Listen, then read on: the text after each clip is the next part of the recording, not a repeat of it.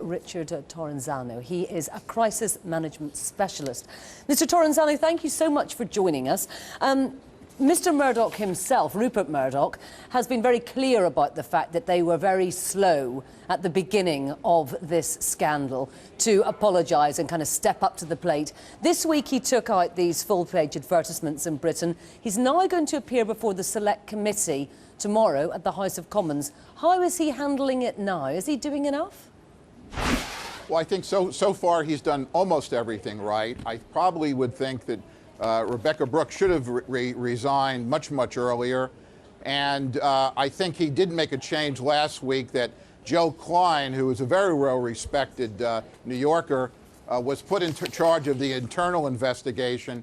And now they have, he said he would put a person with both prosecution and police experience in charge of the external investigation. So I think these things are all quite good and good for shareholders and good for other interested and important constituents.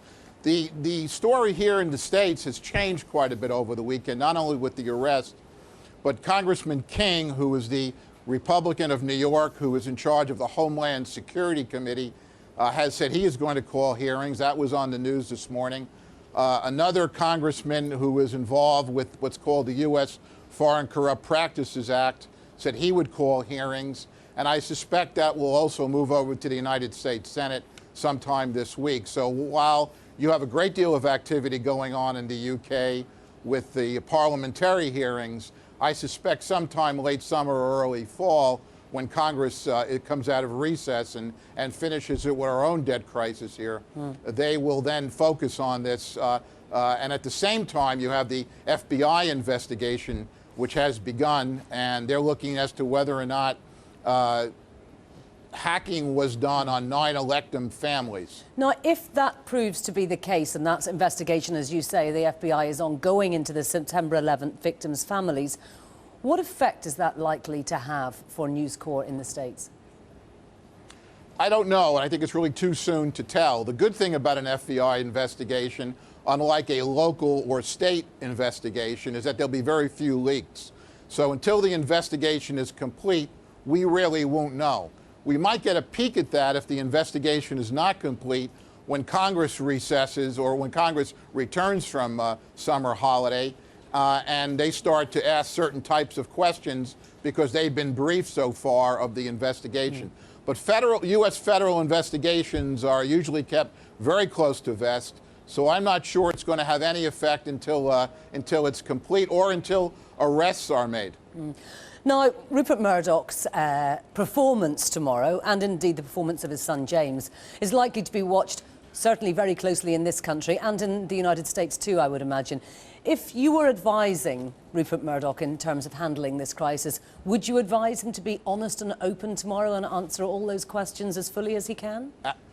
Yes, absolutely. The two major strategic questions which are going to be asked of both the Murdochs tomorrow is, what did you know and when did you know it and what did you do about it? Those are the 2 or 3 basic strategic questions. Everything is going to come from there.